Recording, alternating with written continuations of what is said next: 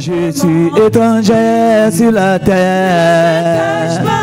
Seigneur, étranger sur la terre. Oh Seigneur Jésus. Oh roi des rois. Oui, Dieu de bonté. Oui, Dieu miséricordieux.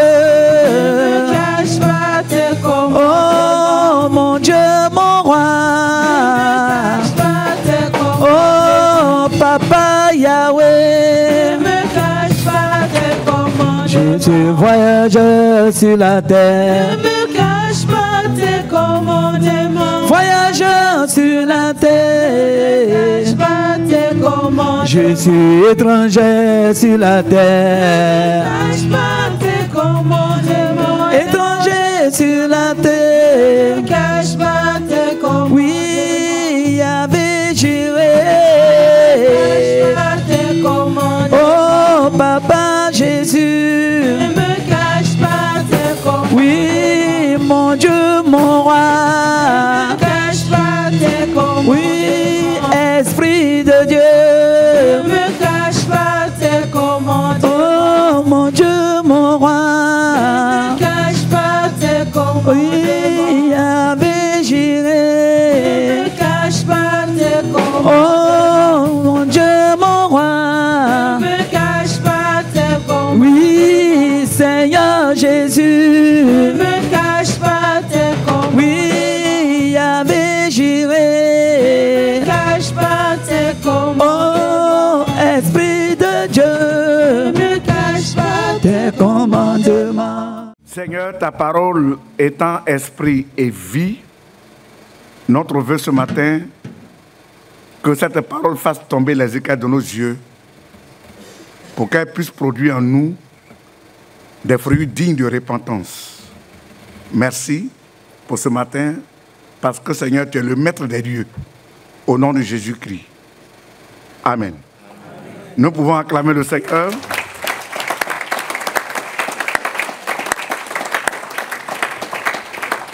Tu vas souhaiter la bienvenue à ton frère, la bienvenue à ta soeur, en prenant des paroles de grâce sur la vie de ton frère, sur la vie de ta soeur, en bénissant ton bien-aimé, dans le nom de Jésus-Christ.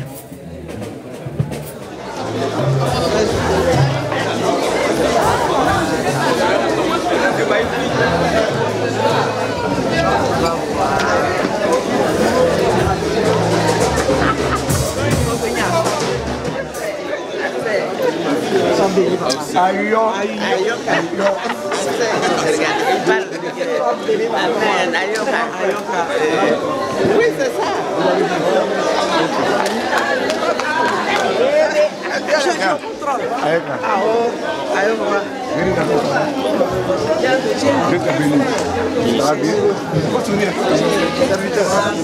Soyez bénis au nom de Jésus-Christ. La semaine que nous abordons, nous la décrétons, semaine de succès sur l'adversité, au nom de Jésus-Christ. Amen. Nous pouvons acclamer le Seigneur. Ce matin, nous allons parler un peu de l'un des secrets qui permettra à notre Dieu de bénir son peuple que nous sommes.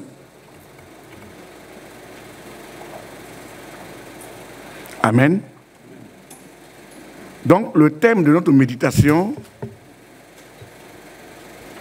c'est comment s'en tenir pour être béni. Comment s'en tenir pour être béni. Amen. Si on peut inverser, on peut dire soit comment se prendre pour être béni dans la maison de mon Dieu ou du Seigneur. Comment s'en tenir pour être béni. Le but que ce matin nous voulons atteindre, c'est pour amener les uns les autres à connaître ce secret, à savoir se comporter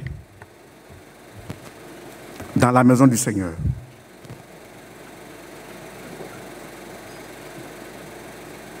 Amen. À la lumière de la parole de Dieu, nous allons ce matin nous en servir de l'histoire d'une famille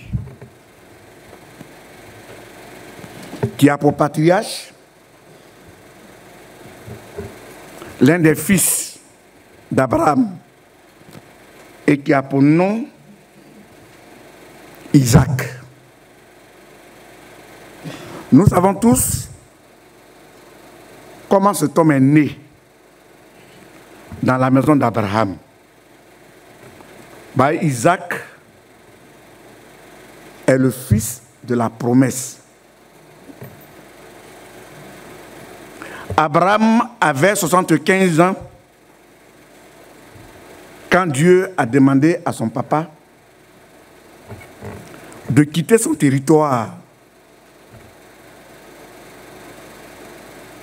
pour une destination inconnue. Abraham habitait Ur, qui est l'actuel Irak. Et Dieu lui a demandé, quitte ta famille, quitte ton territoire, et moi, Dieu, je vais t'orienter là où tu dois t'installer.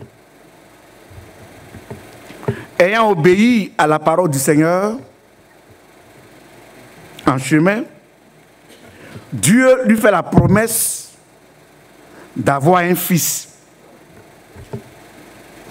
Et lui et sa femme, ils ont cru. Dans l'entente de cet homme que Dieu a promis, ils ont eu à jeûner et prier durant des années. Et à un moment donné, la femme a commencé à douter de la promesse faite à la famille Abraham. Et un jour, elle s'est approchée de son mari pour dire à son mari, peut-être que ce n'est pas avec moi que tu auras le fils que Dieu nous a promis. Comme on a une servante qui a déjà fait plus de 10 années avec nous et que nous avons remarqué sa bonne manière de vivre, sa bonne manière de faire, je te suggère de prendre notre servante qui a pour nom Agar, va vers elle. Peut-être que c'est avec cette dernière que peut-être Dieu te donnera cet enfant. Et le mari a cru à ça. Et lui aussi l'a mis en doute la promesse du Seigneur. Il s'est levé, il est allé vers sa servante et les deux ont mis au monde un fils à la personne d'Ismaël. Et pour le fait qu'il a fait entrer dans son foyer un corps étranger, cela a commencé à créer des problèmes sérieux dans sa maison. Et un jour, Dieu renouvelle son alliance et lui dit que non, c'est avec sa femme, Sarai, qu'il aura l'enfant promis, le fils promis. Et finalement, à l'âge de 100 ans, Dieu fait grâce à Abraham d'avoir le fils promis, à la personne d'Isaac. Au moment où il avait 100 ans, Madame Abraham avait 90 ans. Par l'âge, d'ailleurs 2 fois là, la ménopause. Ils ont conçu leur fils. Et cet enfant a grandi. Il appelle un jour un de ses serviteurs pour dire, comme mon fils a eu l'âge de se marier, lève-toi, va dans ma famille chercher une femme à mon fils. Et il a fait jurer le serviteur que garde-toi d'aller prendre une étrangère. J'aimerais que tu me prennes une femme de la famille, celle qui est de la même lignée que nous. Et le serviteur a obéi au principe, à la demande de son patron. Et il a réussi la mission. Il a réussi à marier M. Isaac. Et Isaac, par la grâce de Dieu, sa femme a eu un jumeau. Le premier Apponon, Ésaü, et le second, Jacob. Et la Bible dit, à l'âge de 137 ans, à l'âge de 137 ans, Isaac a commencé à perdre la vue. Il a commencé à perdre ses yeux à cause de la vieillesse. Il ne voit plus clair. Et comme il est sur le point de rentrer dans la famille éternelle pour contre la mort, aller vers l'éternité, il fait appel à son premier fils. Il dit, mon fils, comme tu vois là, la façon, je ne vois plus, la façon, je ne peux plus me déplacer, la façon, je ne peux plus courir, cela sont déjà des signes annonciateurs du grand départ. Mon fils, je ne peux pas faire ce départ sans te laisser un héritage, sans prononcer sur ta vie des paroles de bénédiction. Alors comme je tiens absolument à te bénir, comme tu es un héros chasseur, prends ton arc, prends tes flèches, entre en brousse pour me chasser un gibier. Quand tu seras de retour, prépare-moi ce gibier et apporte-le-moi. Quand j'aurai fini de le consommer et que mon âme sera dans la joie, alors je vais prononcer la bénédiction sur ta vie. Amen. On va dire un peu dans Genèse, chapitre 27, du verset 1 au verset 4. Isaac devenait vieux et ses yeux s'étaient affaiblis au point qu'il ne voyait plus. Alors, il appela Ésaü, son fils aîné, et lui dit, « Mon fils !» Et il lui répondit, « Me voici. » Isaac dit, « Voici donc, je suis vieux, je ne connais pas le jour de ma mort. Maintenant donc, je te prie, prends tes armes, ton carquois et ton arc, va dans les champs et chasse-moi du gibier. Fais-moi un mets comme j'aime et apporte-le-moi à manger. Afin que mon âme te bénisse avant que je meurs. Amen. Voilà une histoire vivante d'un père et de son fils. Ça, c'est normal, hein? Même nous qui avons des parents, qui avons des arrière-grands-parents, parfois avant leur décès, parfois ils nous disent au revoir, que mon fils, il va te parler. Assis-toi pour recevoir du moins des conseils. Et il y a certains parents qui l'ont fait, n'est-ce pas? Ok. Mais dans le cas d'Ésaü, la Bible dit, son père lui fait appel. Mon fils, assis-toi. Comme tu vois là, la façon, tu vois mes yeux s'affaiblir. Cela annonce déjà ma mort. Mais je ne vais pas mourir sans te laisser ma bénédiction. Alors pour mériter ma bénédiction, pour bénéficier de ma bénédiction, pour bénéficier des paroles qui sortiront de mes lèvres, mon fils, étant un guerrier, entre en brousse, chasse-moi un gibier. Quand tu seras de retour, prépare-le. Quand j'aurai fini de le consommer, alors tu t'approcheras de moi pour te bénir.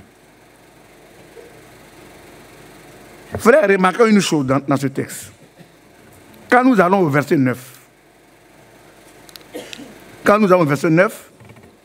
nous nous rendons compte qu'au verset 9, quand la mère, Rebecca, a appris la nouvelle, quand elle a entendu ce que disait son père et son mari à l'autre enfant, elle aussi à son tour, elle a monté le second pour dire, voilà ce que j'ai entendu. Donc vite. Et elle dit à l'enfant, va me prendre au troupeau deux bons chevreaux. J'en ferai pour ton père un mets comme il aime.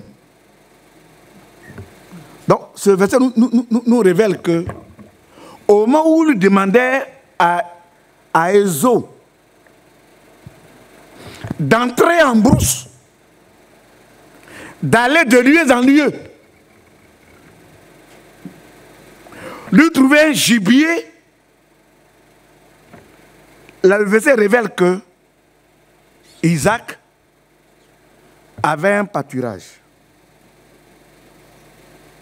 Isaac avait un pâturage où on pouvait trouver des animaux, où on peut trouver des bœufs, où on peut trouver des chèvres, où on peut trouver des agneaux, où on peut trouver n'importe quel animal.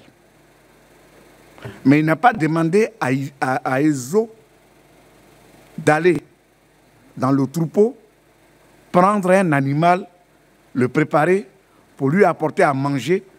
Et quand il aura fini de manger, il va prononcer sur sa vie des paroles de bénédiction. Il n'a pas demandé ça à son fils aîné. Mais il a demandé à son fils aîné de prendre son arc, de prendre ses flèches, de prendre son carquois et d'entrer en brousse. D'entrer en brousse pour lui trouver un gibier. D'entrer en brousse pour lui trouver un animal. Et quand il aura trouvé l'animal,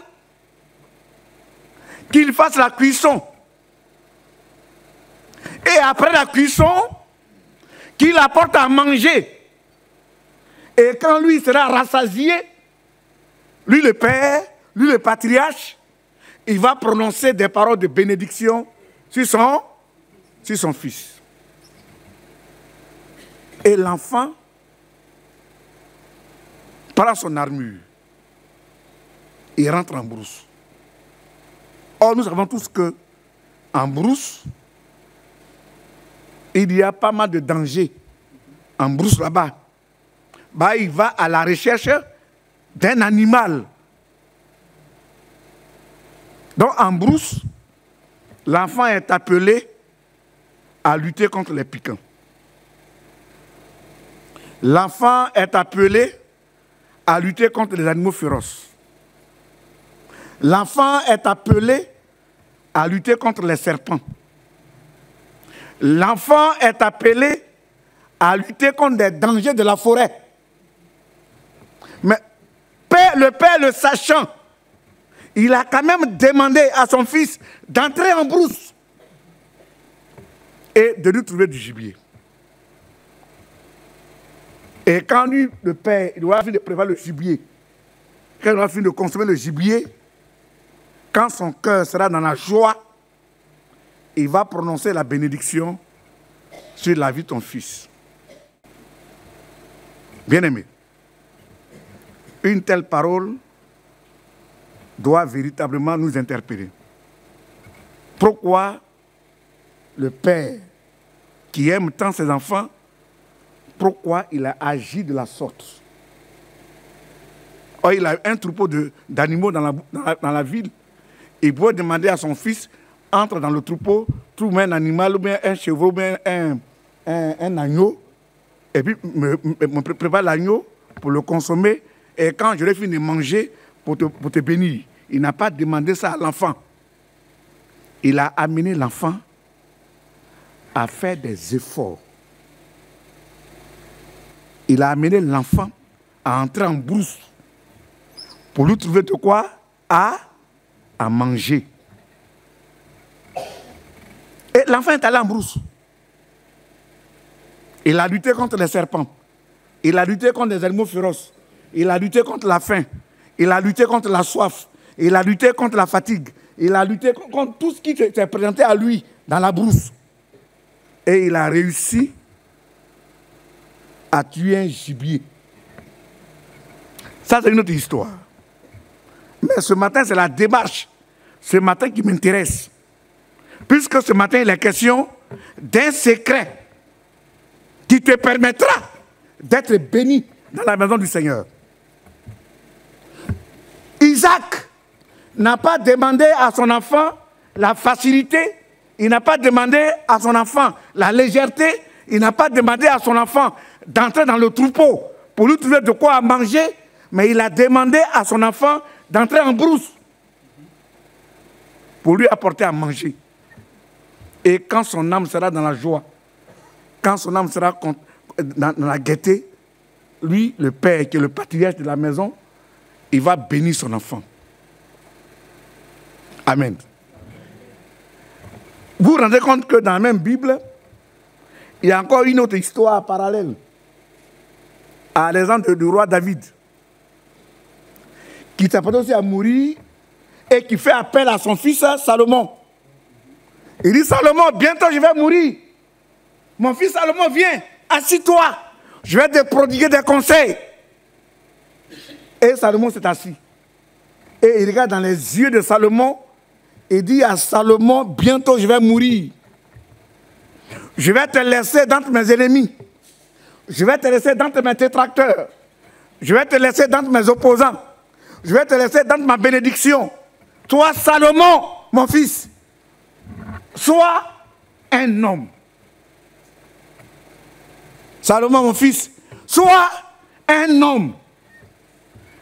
Est-ce que cela veut dire que Salomon n'était pas un homme? Est-ce qu'il n'a pas aussi les parties intimes d'un homme? Il n'a pas aussi la même corpulence d'un homme? Mais pourquoi David a demandé à son fils Salomon d'être un homme? Ça veut dire d'agir en responsable. Tu es l'héritier. C'est toi demain qui vas t'asseoir sur le trône. C'est toi demain qui vas prendre le temps de gérer ce monde. C'est toi demain qui auras la lourde responsabilité d'aller au front pour lutter contre mes détracteurs. Toi, Salomon, mon fils, agis comme un homme. Bien-aimé, le Dieu que nous adorons, le Dieu que nous aimons tant, son désir que tu sois dans l'abondance. Mais il y a une manière de faire pour bénéficier des faveurs du Seigneur. Amen. Voilà une histoire. Et quand on dit une telle histoire, on se demande pourquoi le Père peut-il agir de la sorte? Pourquoi il agit de la sorte? De vous à moi. Pourquoi il peut se permettre ça? Une telle attitude. Tu as les animaux derrière ta maison. Tu ne m'as pas demandé d'aller derrière la maison, dans le troupeau, prendre un animal, te le préparer. Mais tu me demandes pour bénéficier de tes faveurs, pour bénéficier de ta bénédiction, pour bénéficier de tes paroles sur ma vie, d'entrer en brousse et de te trouver un gibier, de le préparer pour te l'apporter. Et quand tu auras fini de manger ce gibier, tu vas prononcer des paroles de grâce sur ma personne. Ce n'est pas un peu banal? Un père. Il dit, c'est un peu banal, non?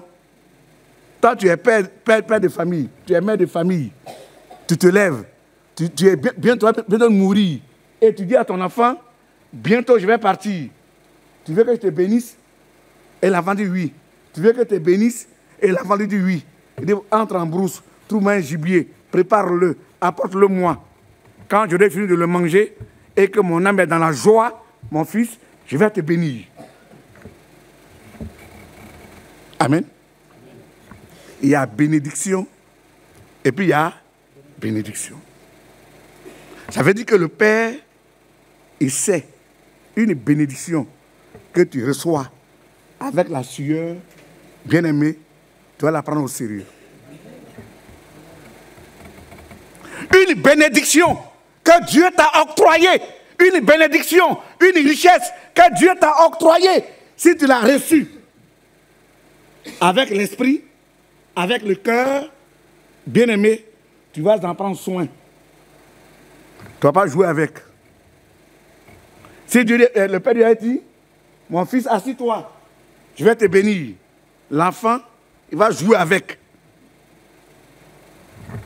Il va banaliser ça pour mériter cela. Mais il va banaliser cette faveur que Dieu lui a accordée. Dieu, le Père qui détenait le secret, a dit à son fils, entre en brousse, trouve-moi un gibier, prépare-le. Quand je vais le manger, mon fils, il va te bénir. Bah, il est allé à la recherche. Il est allé à la recherche de sa bénédiction. La bénédiction se mérite. Tu veux que Dieu te bénisse? Tu veux vraiment être béni? Tu veux être heureux dans tes activités? Bien-aimé, il faut mériter la bénédiction. Il faut la mériter. Amen. Amen. Il y a des gens qui ont été bénis, mais qui ont joué à la bénédiction. Mais quand une bénédiction est méritée, quand tu as tiré sur eux et que tu as eu ton argent là, tu sais comment tu gères ça.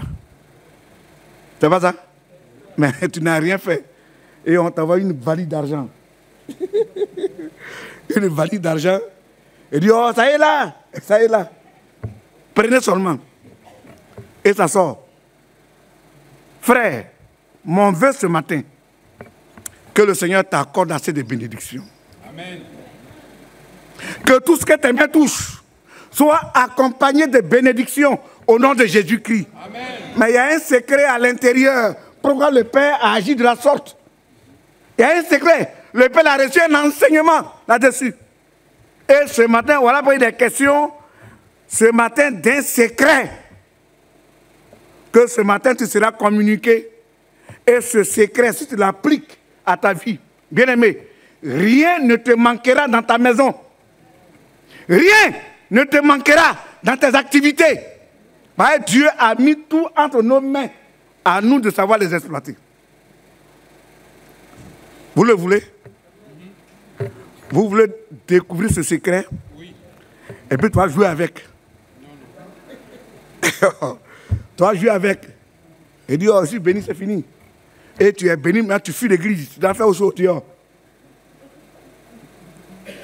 Ça a montré l'affaire là.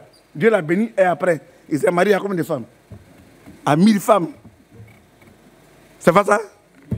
Frère, on va lire un texte dans la Bible. Un texte, ce matin, qui va nous ouvrir les yeux sur certaines réalités de la vie chrétienne. Nombre chapitre 6, du verset 22 au verset 27. Nombre chapitre 6, à partir du verset 22. L'Éternel parla à Moïse et dit: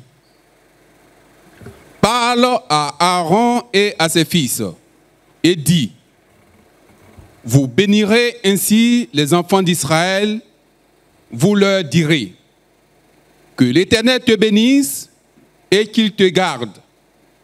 Que l'Éternel fasse luire sa face sur toi et qu'il t'accorde sa grâce. Que l'Éternel tourne sa face vers toi et qu'il te donne la paix. C'est ainsi qu'ils mettront mon nom sur les enfants d'Israël et je les bénirai. C'est ainsi qu'ils mettront mon nom sur les enfants d'Israël et je les bénirai. Frère, un chrétien, un enfant de Dieu, dont la vie n'est pas marquée par le nom de l'Éternel, par les paroles prononcées sur ta vie, tu vas beau jeûner, tu vas beau prier, tout restera vain. La Bible dit, il faut marquer du sceau par le nom de l'Éternel des enfants d'Israël. Quand ils seront marqués, Dieu se saisira de la marque pour te bénir. C'est quelle marque ce matin tu as sur ta vie pour permettre à Dieu de te bénir? Hein, le verset capital. Le verset dit, quand je lis à partir du verset 23, il dit, parle à Aaron et à ses fils. Aaron et ses fils, c'est ceux qui sont dans le sacerdoce. Ça, c'est le corps pastoral. Parle à Aaron et à ses fils et dis-leur, vous bénirez ainsi les enfants d'Israël, vous leur direz. Vous bénirez ainsi les enfants d'Israël et vous leur direz que l'Éternel te bénisse. Et qui te garde. Que l'Éternel fasse, lui, sa face sur toi et qui t'accorde sa grâce. Que l'Éternel tourne sa face vers toi et qui te donne la paix. Verset 27. C'est ainsi qu'ils mettront mon nom sur les enfants d'Israël. Et je les pour permettre à Dieu de te bénir, qu'est-ce qu'il te faut? Il faut avoir la marque. Maintenant, qui doit te marquer? Qui te marque? Qui doit marquer le peuple de l'Éternel? Les serviteurs de Dieu, les sacrificateurs, doivent pouvoir marquer le peuple de l'Éternel. Si tu es marqué par le nom de l'Éternel, la Bible dit, la marque qui est sur toi, Dieu s'en servira pour te bénir. C'est vrai, elle tardera certainement, mais la parole qui a été prononcée sur ta personne aura son accomplissement. Que Satan veut ou pas. Que les sorciers soient d'accord ou pas. Que tes ennemis soient d'accord ou pas. Que tes détracteurs soient d'accord ou pas. Si tu as le nom de l'Éternel sur ta personne, la Bible dit, il te bénira. Voilà pourquoi, bien-aimé, fais en sorte pour constamment avoir la marque de l'Éternel sur ta personne. Amen. Fais en sorte pour permettre aux hommes de Dieu de te marquer par le sceau de l'Éternel. Si tu n'es pas marqué, tu vas tourner comme un tourbillon, tu n'auras rien dans la maison du Seigneur. Fais en sorte pour constamment avoir la marque de l'Éternel sur ta personne. Voilà le secret. Est-ce qu'on marque n'importe qui? Est-ce qu'on peut marquer n'importe qui? Qui est celui qu'on marque? Qui est celui qu'on marque? Isaac n'est pas bête. Il a fallu amener l'enfant à poser des actions louables, à poser des actes concrets qui vont toucher le cœur de Dieu. Quelle action posons-nous dans la maison du Seigneur? Tu vas amener tes serviteurs à te marquer du sceau.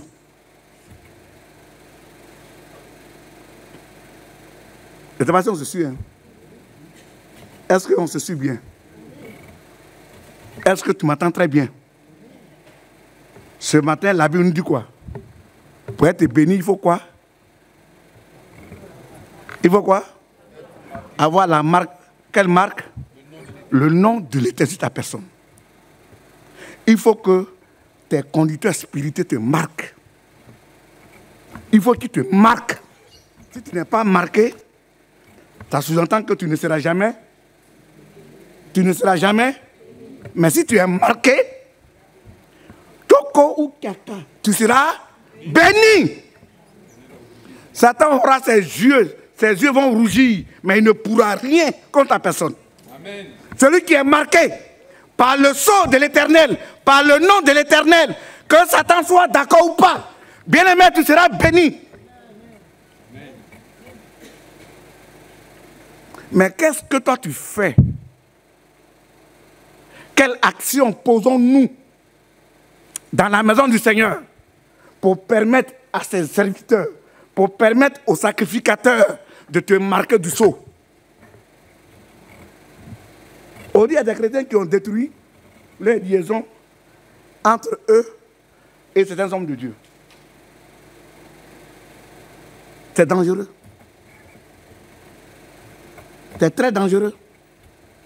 Vous voyez dans la Bible, il y a Jésus qui était venu pour prier pour des gens.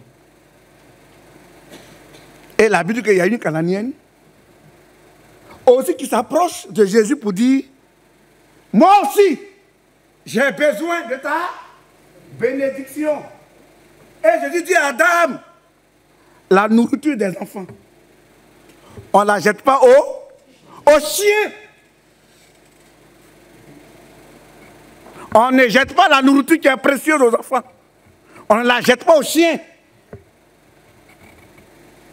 Et la femme a fait quoi? On va dire le texte. Matthieu 15, du verset 21 au verset 28. Jésus, étant parti de là, se retira dans le territoire de Tyr et de Sidon. Et voici une femme cananéenne qui venait de ces contrées, lui cria, « Aie pitié de moi, Seigneur, fils de David. Ma fille est cruellement tourmentée par le démon. » Il ne lui répondit pas un mot. Et ses disciples s'approchèrent et lui dirent avec instance, « Renvoie-la, car elle crie derrière nous. » Il lui répondit, « Je n'ai été envoyé qu'aux brebis perdues de la maison d'Israël. » Mais elle vint se prosterner devant lui, disant, « Seigneur, secours-moi. » Il répondit, « Je n'ai pas de bien. » Ce n'est pas bien. Il n'est pas bien de prendre le pain des enfants et de le jeter aux petits chiens. « Oui, Seigneur, dit-elle, mais les petits chiens mangent les miettes qui tombent de la table de leur maître. » Alors Jésus lui dit, « Femme, ta foi est grande, qu'il te soit fait comme tu veux. » Et à l'heure même, sa fille fut guérie. Amen. Voilà l'histoire d'une dame, une cananéenne, une païenne, qui n'a rien à voir avec Dieu, qui vient se présenter au Seigneur pour dire au Seigneur, j'ai besoin de ta bénédiction. Mon enfant est malade, aie pitié de moi, aie compassion de moi pour guérir mon enfant.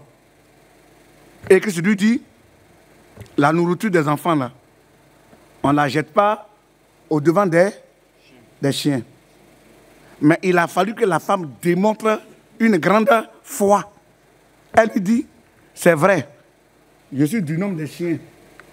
Mais quand même, les chiens aussi mangent les miettes qui tombent de la bouche des...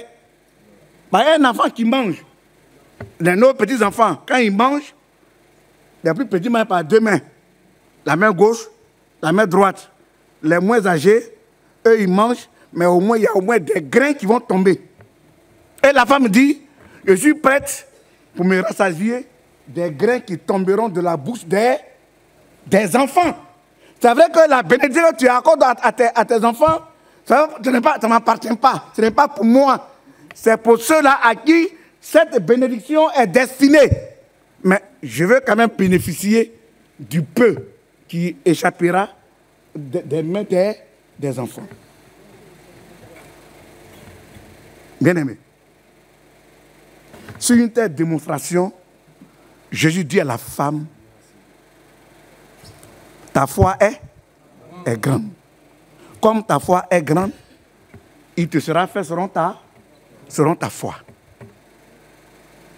Et l'enfant de la dame a été guéri instantanément.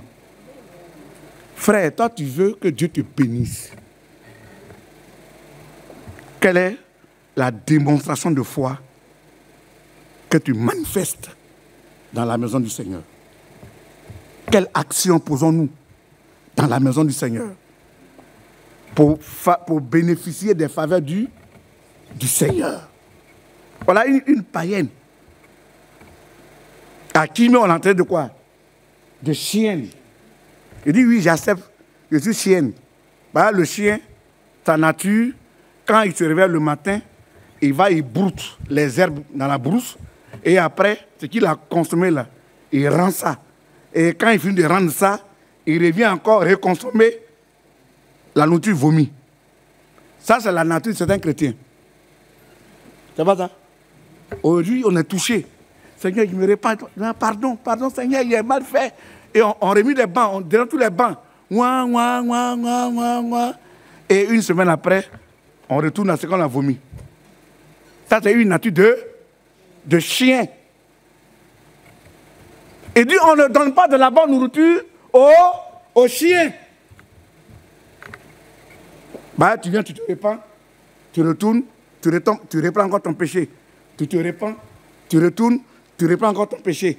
Tu te répands, tu retournes, tu reprends encore ton péché. Et à faire des péchés est devenu ta brosse à dents. C'est ta brosse à dents. Bah, les matins, la manière dont on se brosse le visage et on en profite pour se brosser les dents. C'est ainsi, aujourd'hui, tu joues avec le péché. Un homme qui joue avec le péché, qui respire le péché, qui mange le péché,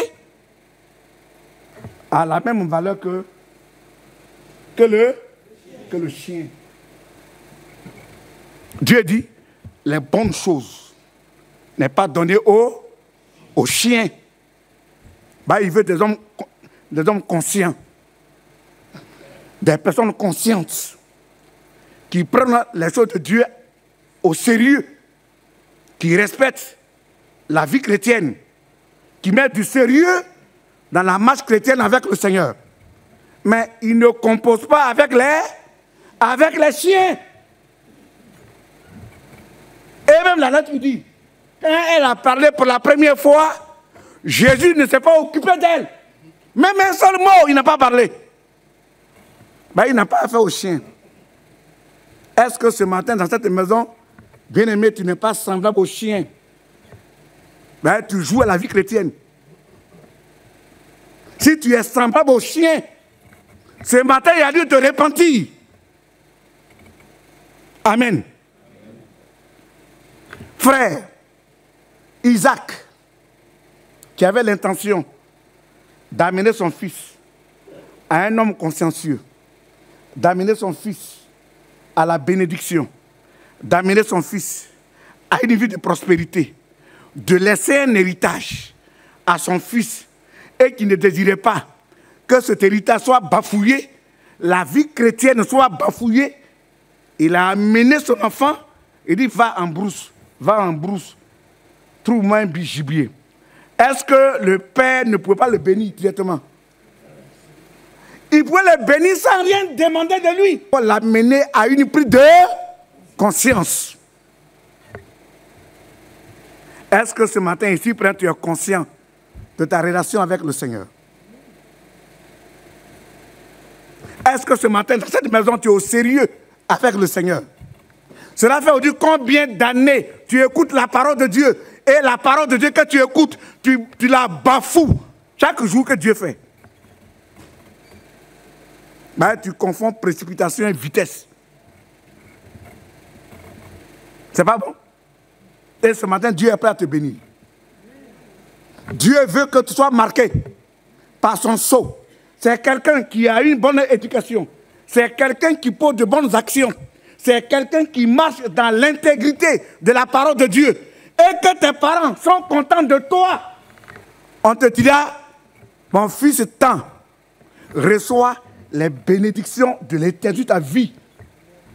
Quand tu poses une action, il prononce sur ta personne la grâce de Dieu. Tu sors là. Satan est content, il n'est pas content, il est d'accord, il n'est pas d'accord. Ce qui est déclaré sur ta personne là va se concrétiser.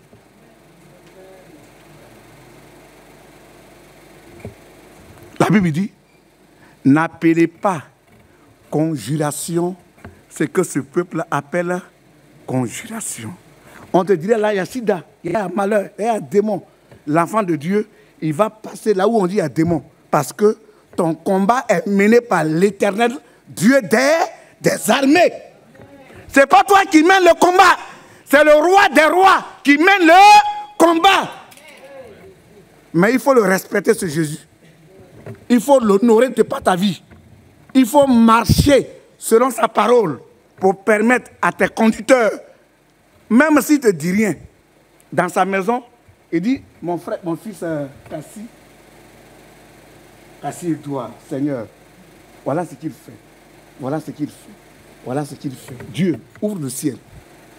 Ouvre le ciel et comble-le de ta bénédiction. Bénis-le. Ce qu'il a dit dans ta chambre ça va se réaliser. Amen.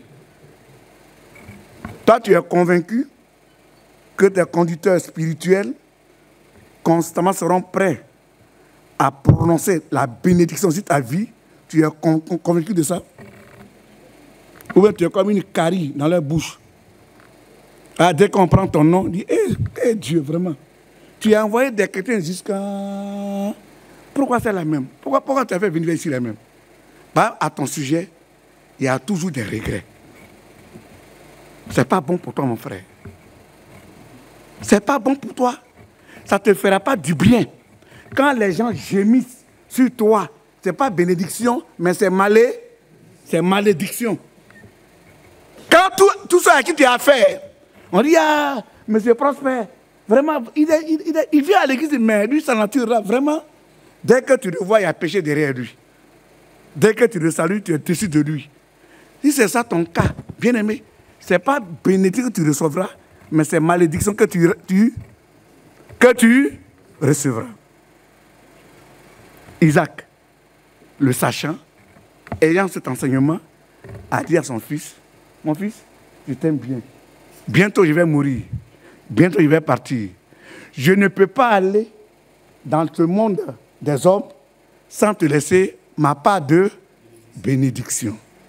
Entre en brousse, trouve-moi un gibier, prépare-le, apporte-le-moi. Quand j'aurai fini de le consommer et que mon âme est dans la joie, mon fils, tout ce que tu as besoin, tu l'auras. Mais et à ton sujet, mon frère. C'est aussi le même cas? Ou bien il y a des regrets à ton sujet? Il y a un regret? Dès qu'on dit ton nom, c'est là, fais attention. Si c'est ça, il faut revoir ta position. Il faut revoir ta position. Tu dois être une exception à la règle. Il faut que le monde t'envie. Il faut que tes pères t'envient. Pour dire, lui là, c'est un bon chrétien. C'est un enfant dynamique. C'est un enfant qui est converti. C'est un enfant qui est engagé avec le Seigneur. C'est un enfant qui prend au sérieux les affaires du Seigneur. Dieu, souviens-toi de ton fils, bénis-le. Ce dont il a besoin, accorde-lui. Si ce n'est pas ton cas, bien-aimé, il faut revoir ta position. Il faut revoir ta position. Sinon, Isaac n'est pas bête pour dire à son enfant, va lutter contre les serpents, va lutter contre les panthères, va lutter contre les éléphants, va lutter contre les moustiques, va rester dans la faim, va rester dans la soif, trouve-moi un gibier. Même si tu as une semaine à passer en brousse, ce que je sais, trouve-moi un gibier. Isaac n'est pas bête. Il a voulu amener son enfant à une prise de conscience, à prendre au sérieux les affaires du Seigneur. Que Dieu nous bénisse. Je pense que ce matin, c'est bien compris. Tu es prêt à t'exécuter. Tu es prêt à te soumettre. Tu es prêt à marcher ou à rechercher la volonté du Seigneur dans ta vie. À voir dans la maison de Dieu pour permettre à ses serviteurs, pour permettre à ses anges de te bénir constamment. Soyez bénis au nom de Jésus-Christ. Amen. On va prier le Seigneur.